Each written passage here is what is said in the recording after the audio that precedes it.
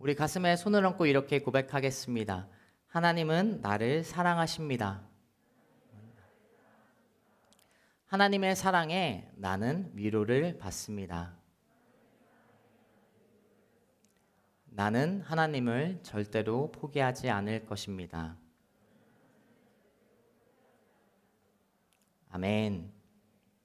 네, 여러분, 저는 일주일 동안 2023년 목회사관학교에 다녀왔습니다. 특별히 이번 목회사관학교 주제는 영혼을 돌보는 목회자로 같이 시간을 가졌는데요. 너무나 귀한 시간, 공동체의 문제들과 또 공동체의 영혼을 어떻게 사랑해야 되는지, 어떻게 돌봐야 되는지에 대해 귀한 말씀과 또 기도하는 시간을 가지고 돌아왔습니다. 함께 기도해 주셔서 감사합니다.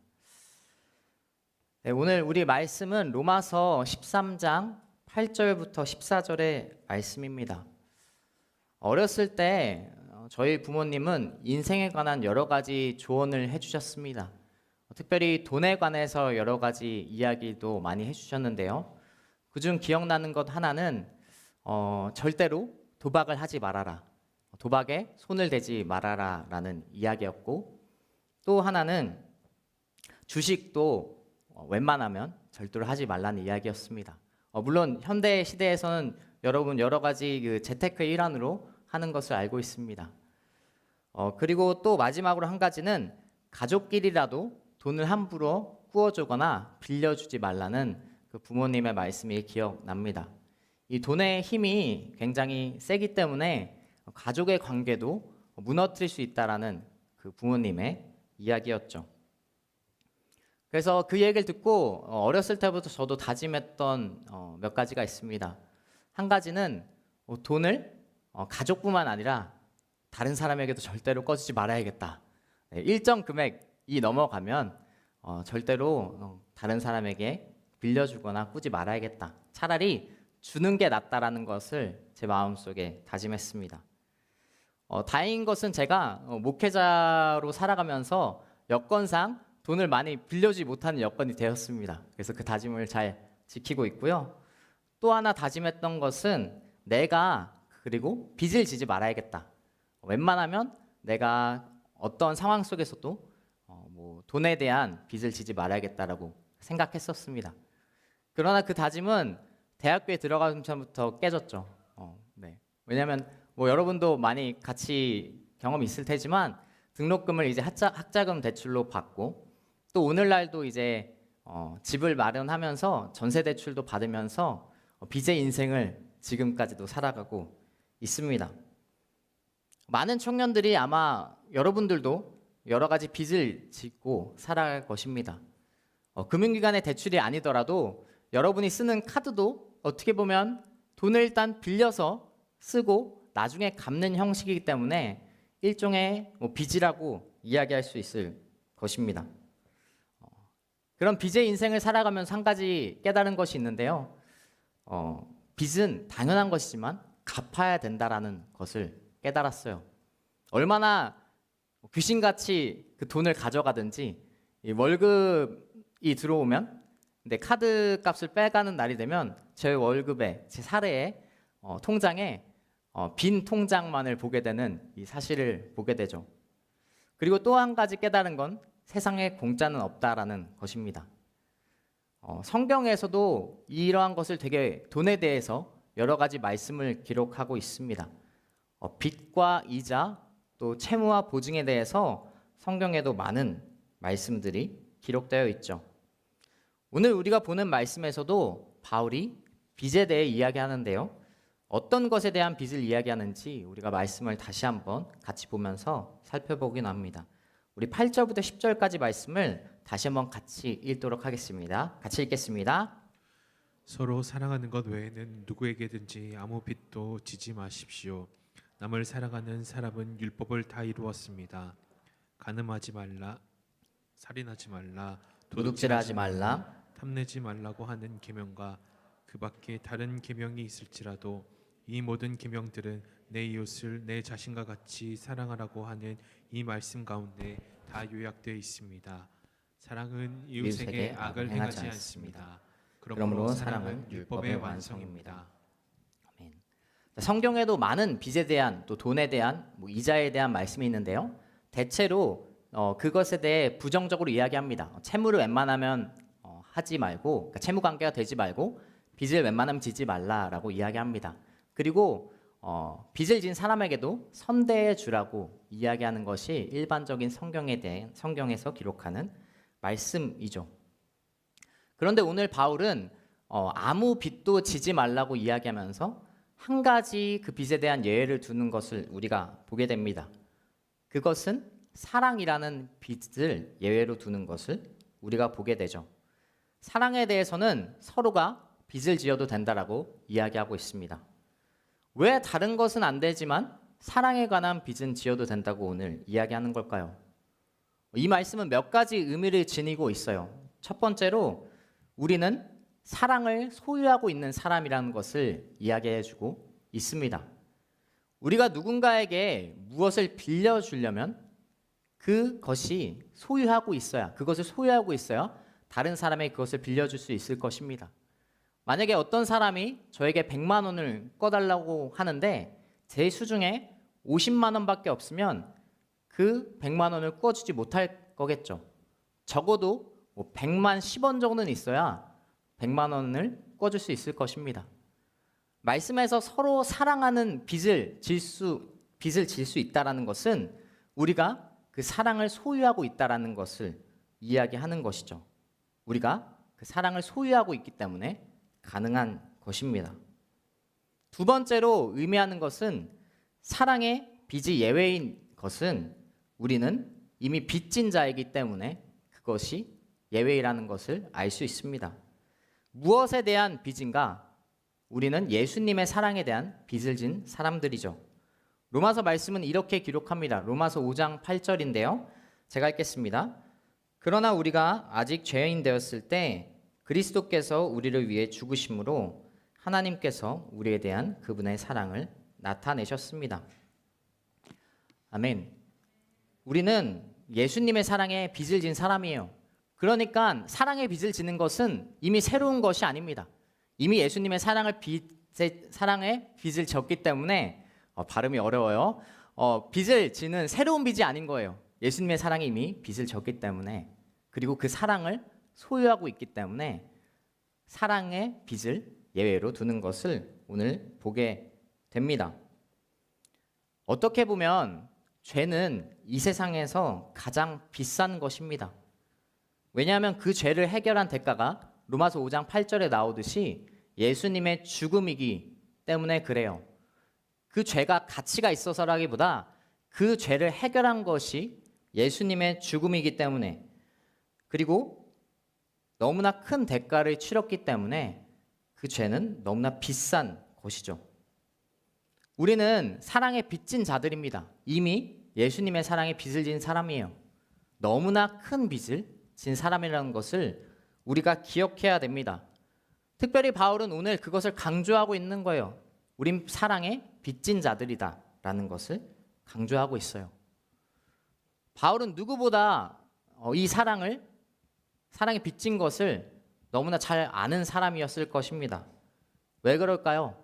사도행전 7장 58절은 이렇게 기록합니다. 제가 읽겠습니다. 그를 성 밖으로 끌어낸 후 돌을 던지기 시작했습니다.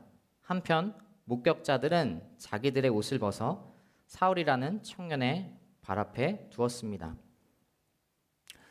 사도행전 7장은 스데반 집사의 죽음을 다루고 있죠. 특별히 58절 읽었던 말씀은 사람들이 바울 앞에 그 옷을 두었다라고 이야기합니다. 이 행위는 어떠한 의미냐면 이 죽음에 대해 사울이 책임을 지겠다라는 것을 의미해요. 바울은 직접적으로 돌을 안 던졌을 수는 있겠어요. 그러나 그는 그 죽음에 책임을 지는 그런 행동을 보임으로써 스데반 집사의 죽음에 굉장히 많은 책임을 진 사람이었습니다. 그가 예수님 앞에 회심했을 때 이 사건이 안 떠올랐을까요? 너무나 떠올랐을 것입니다. 내가 그리스도를 믿는 사람이 되었는데 내가 예전에 그리스도를 너무나 잘 믿는 신실했던 사람을 그 죽음에 내가 관여했구나. 너무나 큰 고통이 있었을 거예요. 그리스도인을 죽이기까지 한 바울이기에 이 예수님께서 죽기까지, 예수님의 죽음을 통해 우리가 가지고 있는 그 사랑의 빚을 너무나 잘 알았을 것입니다. 죽기까지 그 사랑한 예수님의 사랑을 본인이 너무나 잘 알았을 것이에요. 그래서 바울 서신서를 보면 이 빚진 자에 대한 표현이 종종 나오는 것을 우리가 보게 됩니다. 그 빚이 얼마나 큰지, 그 빚이, 그 사랑의 빚이 얼마나 거대한지를 경험했을 바울입니다. 예수님께서 누가복음 7장에서도 이렇게 말씀하세요.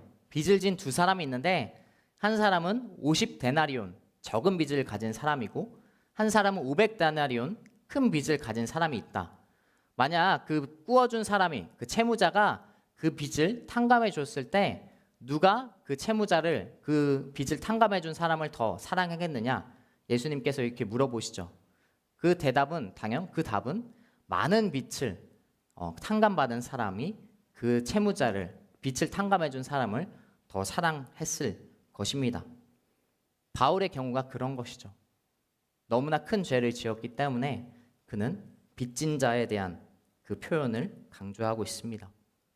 우리 역시 마찬가지입니다. 그래서 빚진 자라는 사실은 우리에게 너무나 중요해요.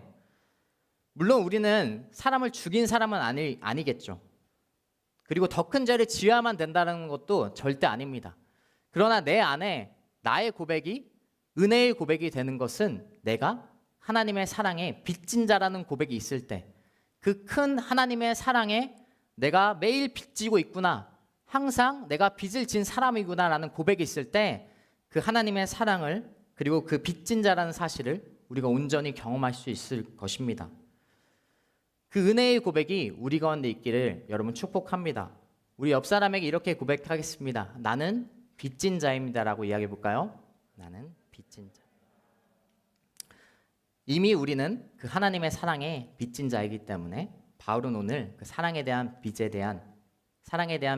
져도 된다고, 그것에 대해 예를 두는 것임을 우리가 보게 됩니다.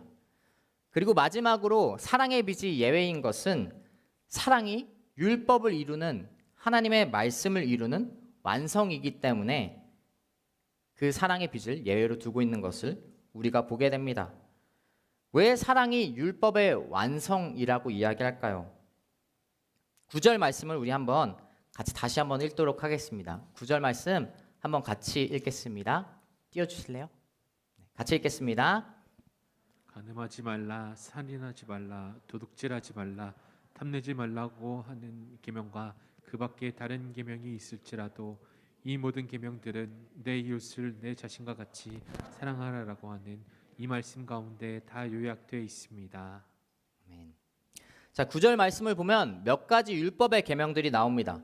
간음하지 말라, 살인하지 말라, 도둑질하지 말라, 탐내지 말라, 이렇게 쭉 율법의 계명들이 나오죠. 이 계명들이 나열되면서 공통점이 무엇이 있죠? 무엇을 하지 말라라는 이야기를 하고 있습니다. 구약에서 하나님은 이스라엘 백성에게 십계명과 율법을 계시로 주셨어요. 모세를 통해 또한 이스라엘 공동체에게 그 율법을 주셨습니다. 율법은 그때부터 이스라엘 공동체 가운데 절대적인 위치에 있었어요. 왜냐하면 하나님의 말씀이잖아요. 여러분도 생각해 보세요. 하나님의 말씀이 우리 가운데 주어졌다라고 생각한다면, 하나님의 명령이 우리 가운데 주어졌다라고 생각한다면 그 말씀은 정말로 절대적인 위치에 있을 것입니다. 하나님이 돌에 직접 새긴 그 계시를 누가 가볍게 여길 수 있겠습니까? 그것은 분명 하나님의 선한 말씀이었지만 문제는 뭐예요? 유대인들, 이스라엘 백성들이 그것을 해석할 때 오해하기 시작했다라는 거예요. 분명 하나님의 말씀이게 절대적이죠. 그러나 거기에 한 가지를 빼두고 해석하기 시작했습니다. 율법을 사랑을 빼두고 징벌적인 개념으로만 받아들인 것이죠. 그래서 유대인들은 이 율법을 지키기 위해 또 다른 전통과 또 다른 법들을 그들 사이에서 만들어내고 계속해서 율법의식, 의무적으로만 행동해야 되는 것을 그들 가운데 계속해서 전통으로 이어갔어요. 하나님께서 왜 이 율법을 만드셨는지는 생각하지 않은 채 말입니다. 이 율법을 만든 이유는 말씀에도 나오지만 이스라엘 백성을 사랑하기 때문에 만든 것입니다. 사랑을 뺀 율법은 의미를 잃어갔어요. 그냥 형식적이고 의무적이고 그리고 지키지 않으면 혼나야 되는 징벌적인 그런 개념만 그들 가운데 남았던 것입니다. 우리가 자녀를 기를 때, 물론 저도 아직 자녀를 낳진 않았지만 자녀에 대해 훈계할 때 어린 친구들이 여러 가지 이제 위험한 행동을 많이 하잖아요. 제가 들었던 것 중 하나는 아이들이 처음 불을 보면 이제 되게 관심을 보인다라고 합니다. 그러나 부모가 그 불을 아이가 만지게 내비두나요? 절대로 그렇지 않죠. 그 불을 만지면 혼낼 거라고 이야기합니다. 그 이야기를 하는 목적은 혼내기 위한 것이 아니죠.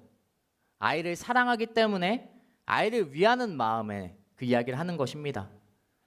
그러나 그 사랑을 빼면 그냥 혼내는 것만 남는 거예요. 부모님의 사랑의 의도를 파악하지 않으면 그 이야기는 그냥 혼내는 말만 남는 것이죠.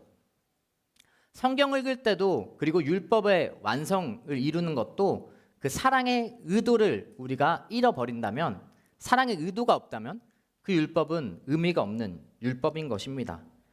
왜 간음하지 말아야 되고 왜 탐내지 말아야 되고 도둑질하지 말아야 됩니까? 그것은 하나님이 우리를 사랑하시고 우리가 사람을 사랑해야 되기 때문에 그러한 행동의 율법을 주신 것이죠. 그냥 너 이렇게 하면 내가 혼낼 거야, 하나님께서 그렇게 쪼잔하게 말씀하시는 것이 아니라 너희가 서로 사랑해야 되기 때문에 이것을 지켜라라고 이야기하는 것입니다. 그래서 우리는 사랑이 너무나 중요합니다. 사랑으로 인해 율법이 완성되는 것을 우리가 너무나 중요하게 여기고 깨달아야 됩니다. 하나님의 말씀이, 바꿔 말하면 율법인 하나님의 말씀, 오늘날 여러 하나님의 말씀이 사랑이 없다면 그것은 우리가 의도를 오해하고 있는 것임을 오늘날 우리도 말씀을 묵상할 때, 살아갈 때 항상 가슴에 기억해야 돼요. 바울은 물론 오늘 사랑이 그 율법을 대체한다라고 이야기하고 있잖아요. 사랑으로 인해 율법이 완성된다라고 이야기합니다. 그래서 예수님이 율법을 폐하러 온 것이 아니라 율법을 완성하러 왔다라고 말씀하신 것이죠. 하나님의 말씀에 사랑을 빼는 것은 정말 바보 같은 행동이라는 것을 여러분이 깊게 깨닫았으면 좋겠습니다. 그래서 사랑으로 완성되기 때문에, 하나님의 말씀은 사랑으로 완성되기 때문에 사랑에 대한 빚을 지는 것, 사랑에 대한 어떠한 것도 예외인 것을 오늘 바울은 이야기하고 있습니다. 우리 옆 사람에게 고백하겠습니다. 사랑으로 완성된다라고 이야기할까요? 사랑으로. 아멘. 계속해서 11절, 12절 말씀을 읽겠습니다. 같이 읽겠습니다. 여러분이 이 시기를 알고 있는 것처럼 벌써 잠에서 깨어야 할 때가 됐습니다. 이제 우리의 구원이 처음 믿을 때보다 가까이 왔기 때문입니다. 밤이 깊고 낮이 가까이 왔습니다. 그러므로 어두움의 일들을 벗어버리고 빛의 갑옷을 입읍시다. 아멘. 하나님의 사랑에 빚을 진 우리, 그리고 그 하나님의 사랑을 소유한 우리에게 바울은 이어서 그 사랑의 빚을 갚을 시간이 많지 않다라고 얘기합니다. 처음에 얘기했듯이 빚은 갚아야 되는 거잖아요. 우리에게도 갚을 의무 그리고 갚을 이유가 있습니다.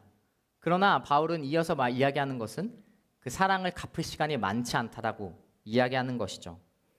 여기서 말씀에 나오는 구원이 처음 믿을 때보다 가까이 왔다는 것은 우리가 아직 구원받지 못했다라는 이야기를 하는 것은 아닙니다. 우리는 이미 구원받았고 구원을 이루어가는 성화의 과정에 있고 마침내 예수님께서 재림하실 때 영화의 구원을 받는 것을 이야기합니다. 오늘 말씀에서 이야기하는 것은 마지막 때에 이루어지는 그 영화의 구원을 이야기하는 것이죠. 그날이 가까워지고 있다라고 이야기하면서 시간이 많지 않다라고 이야기하고 있습니다. 여러분, 예수님이 오실 날은 분명 가까워지고 있어요. 예수님께서 승천하시고 나서부터 이미 그 시간은 계속해서 흘러가고 있습니다. 오늘날에도 실제로 기근과 핍박, 또 많은 다툼과 전쟁과 질병들이 팬데믹을 지나면서 더 경험하게 우리가 되었습니다. 그리스도인은 종말 의식을 가지고 항상 살아가야 돼요.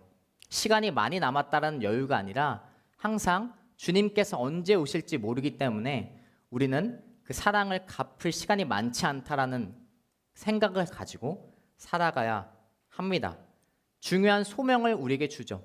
종말의 의식이라는 것은 우리가 오늘날 움직여야 될 이유를 주고 동기를 주고 하나님께서 우리에게 주신 소명을 다시 한번 깨닫게 되는 그 종말에 대한 생각은 우리에게 너무나 필요한 것입니다. 우리에게 주어진 시간이 많다라고 생각하면 행동하지 않을 거잖아요. 피성향이 짙은 저에게는 너무나 필요한 이야기입니다. 미루는 게 일상이거든요. 미루는 게 굉장히 일상인데 고백하자면 부끄럽지만 고등학교 학창 시절에는 시험 공부 준비를 하면서 미리 준비한 적이 없어요. 미리 시험 공부를 한 적이 없습니다. 한창 놀 때인 고1, 고2 때는 시험 날인데 시험 범위를 모른 채 시험을 본 적도 있어요. 네, 그만 얘기하겠습니다. 저를 너무 깎아내리는 이야기 같습니다. 여러분, 종말에 대한 생각을 가지고 살아야 됩니다. 살아가지 않는다면, 저는 그런 의식을 가지지 않는다면 흘러가는 대로 살아갈 연약한 존재라는 것을 너무나 잘 알고 있어요. 여러분의 일상은 어떤 생각을 가지고 지금 살고 있나요? 저처럼 뭐 미루는 스타일일 수도 있고, 아니면 뭐 P성향, J성향 꼭 문제는 아니지만 정말로 계획적으로 여러 가지 플랜을 세워가면서 살아가는 여러분일 수도 있을 것 같습니다. P든 J든 그리스도에 대한 마지막 생각, 마지막 의식이 우리 가운데 있어야 된다는 것이죠. 하루를 살아가면서 회사의 퇴근만 기다리는 그 삶이 아니라, 그리고 언제 이 회사에서 뛰쳐나갈지 퇴사만 생각하는 오늘 우리의 삶이 아니라 항상 사랑을 전할 수 있는 마지막이라는, 그리고 정말로 많지 않은 시간이라는 의식을 가지고 그리스도인은 살아가야 됩니다. 바울은 특별히 오늘 이것을 잠에서 깨어나는 것으로 빗대어 이야기하고 있어요. 여러분, 일어나야 합니다. 우리 깨어나야 돼요. 사단은 우리를 계속 잠재우려고 합니다. 영적으로 그냥 깨어있지 못하게 잠재우면서 살아가게 하려는 것이 사단의 계획이죠. 시간 많아. 인생이 얼마나 정말로 인생이 얼마나 창창하고, 맞나요? 창창하고 앞으로 인생이 정말로 많이 있는데 지금 뭐 급하게 그럴 이유가 있냐? 너가 아니더라도 다른 사람이 그 사람 주변에 많이 있어라고 이야기하는 것이 사단의 계획이죠. 거짓입니다. 우리는 일어나 정신을 차려야 됩니다. 말씀에서 이야기같이 어두움을 벗어버리고 빛의 갑옷을 입어야 돼요. 그냥 옷이 아니라 갑옷을 이야기하고 있습니다. 전투를 위한 전투복인 것이죠. 싸움을 나가기 위한 옷을 입으라고 오늘 이야기하고 있어요. 바울은 영적인 전쟁을 분명 말하고 있습니다. 전쟁이 앞인데 그냥 잠옷을 입고 나갈 수 없습니다. 깨어나서 그냥 대충 나갈 수 없고, 우리는 깨어 일어나 빛의 갑옷을 입고 나아가야 되는 것이죠. 제가 군대를 이제 장교로 갔다 왔는데 GOP 이제 생활을 했는데, 전방에서는 여러 가지 이제 장비를 끼고 훈련을 나가거나 이제 경계 근무를 씁니다. 전투복만 입지 않고 그 외에 뭐 전투조끼, 뭐 방탄조끼 여러 가지를 입거든요. 근데 그런 것을 다 입고 장비를 챙기면 굉장히 무게가 많이 나가요. 그래서 꼭 훈련을 나가면, 이제 소대원들 데리고 꼭 훈련 나가면 꼭 그걸 제대로 챙기지 않는 우리 그 부대원들, 친구들이 있습니다. 그러나 그것은 자신의 책임을 그리고 의무를 다하지 않는 행동이죠. 훈련이어서 다행이지만 그것 실전이라면, 정말로 전쟁을 치르는 상태라면 그것은 생존에 관한 여러 가지 문제가 생길 것입니다. 우리도 부담감이 있지만 우리는 깨어 일어나서, 영적으로 일어나서 빛의 갑옷을 입고 준비해야 하는 것을 다시 한번 기억하기 바랍니다. 우리 13절, 14절 마저 읽고 이것에 대해 더 이야기하도록 하겠습니다. 13절, 14절 같이 읽겠습니다. 낮에 행동하신 단정하게 행동합시다. 방탕하거나 술 취하지 말고 음행하거나 호색하지 말며 다투거나 시기하지 말고 오직 주 예수 그리스도로 옷 입고 정욕을 채우려고 육신의 일을 애쓰지 마십시오. 아멘. 자, 빛의 갑옷에 이어 하나의 옷이 더 나오는 것을 우리가 보게 됩니다. 빛의 갑옷뿐 아니라 예수 그리스도의 옷을 입어야 한다라고 나옵니다. 특별히 이 13절, 14절은 초대교회 신학자이자 교회 지도자였던 아우구스티누스가 회심할 때 받은 말씀이기도 합니다.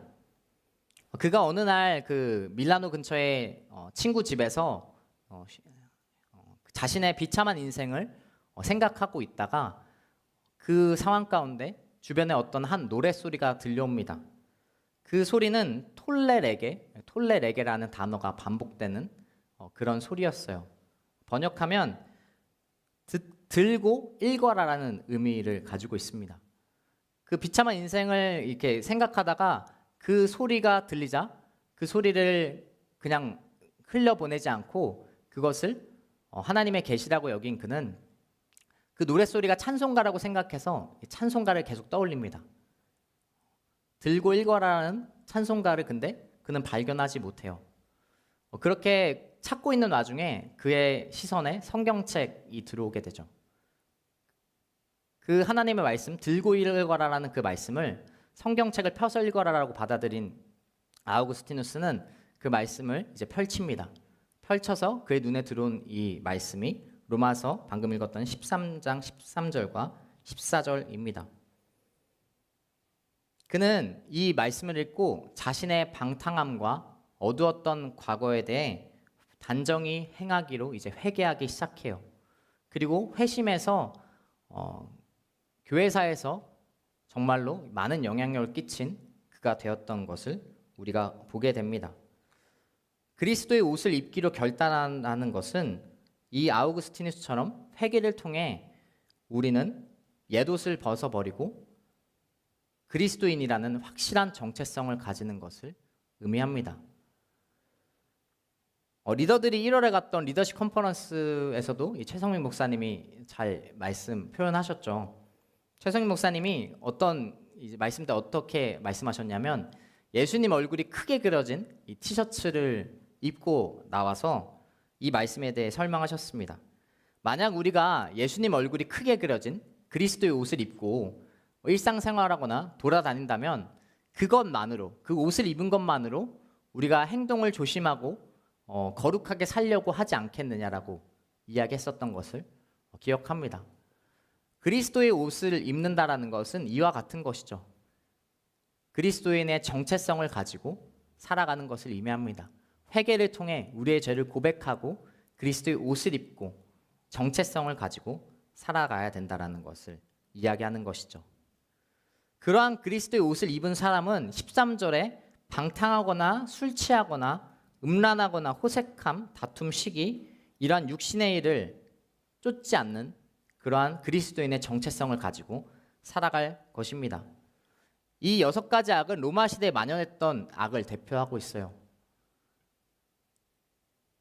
바울은 로마에 있는 그리스도인들이 로마 공동체를 위해 쓴 편지에서 그리스도인들이 이런 어둠과 악에 빠지지 않기를 바랬던 것이죠. 이제 깨어 일어나서 회개함으로 그리스도인의 옷을 입고 그리스도인이라는 정체성을 가지고 거기에 빛의 갑옷을 입고 영적인 전쟁 가운데 승리하기를 바랬던 이 바울이 로마 공동체를 향한 말씀입니다. 여전히 어두운 세상 속에 깨어 일어나서 그리스도인이라는 정체성을 가지고 살지라도 여전히 어두운 세상 속에 영적인 공격 속에 빛의 갑옷으로 무장하라는 것이 이 앞의 말씀부터 계속해서 이어지는 바울의 권면인 것입니다. 거슬러 올라가면 바울은 로마서 12장 2절에 했던 말씀을 계속해서 이어가고 있는 거예요. 우리 같이 로마서 12장 2절 말씀을 같이 읽겠습니다. 여러분은 이 세대를 본받지 말고 오직 마음을 새롭게 함으로 변화를 받아 하나님의 선하시고 기뻐하시고 온전하신 뜻이 무엇인지 분별하도록 하십시오. 아멘. 여러분, 각자의 삶에 그리스도인이라는 확실한 정체성을 가지고 살아가고 있는지 우리가 돌이켜 봐야 됩니다. 그렇지 않다면 회개함으로 그리스도의 옷을 입어야 합니다. 그리스도의 옷을 입고 살아가는 여러분 되시길 축복합니다. 그리고 깨어 일어나십시오. 어두운 세상이 그리스도인을 그리고 하나님의 사람들을 항상 잠재우려고 노력하고 있습니다. 그 가운데 빛의 갑옷으로 무장하는 여러분 되시길 축복합니다. 그러한 삶은 거룩한 인생이고 세상의 거룩을 드러내고 세상에 하나님의 말씀을 완성시키는 사랑의 삶을 살아가는 사람일 것입니다. 사랑의 빚진 자로서 빚을 갚아가는 삶이 그러한 삶을 살아가는 빛의 갑옷으로 무장한 빛의 사람이 우리 가운데 있기를 축복합니다. 말씀을 정리하겠습니다. 여러분, 우리는 이 어두운 세대 속에 잠에서 깨어나야 됩니다. 일어나야 합니다. 입고 있던 옷을 던져버리고 과거의 옷을 던져버리고 죄악된 모습을 던져버리고 회개를 하면서 우리는 다시 그리스도의 옷을 입어야 합니다. 그리스도로 새롭게 옷 입고 더 나아가 이 정말로 영적인 세계의 전쟁 속에서 우린 빛의 갑옷을 입어야 합니다. 그래서 마지막이라는 의식을 가지고 시간이 많지 않다라는 오늘 이 말씀을 기억하면서 마지막이라는 의식을 가지고 거룩한 인생을 살아가야 합니다. 왜 그렇게 살아야 될까요? 우리는 사랑의 빚진 자이기 때문에, 갚을 수 없는 사랑을 빚진 자이기 때문에, 그리고 그 사랑을 소유하고 있는 사람이기 때문에, 그리고 하나님의 말씀 의도 자체가 사랑이었기 때문에 우리는 결코 그 외면할 수 없는 하나님의 말씀을 가지고 살아가는 존재들인 것을 여러분 기억하셨으면 좋겠습니다. 그 사랑을 세상 속에서 완성해 나가는 사랑의 빚진 자이면서 빛의 사람이 되기를, 여러분 그러한 사람 되기를 축복합니다. 우리 같이 찬양 한 곡하고 같이 기도하는 시간 가지면 좋을 것 같은데요. 우리 같이 찬양할 때 빛으로 오신, 우리에게 사랑을 빛으로 주신 주님을 찬양하며 나아가도록 하겠습니다.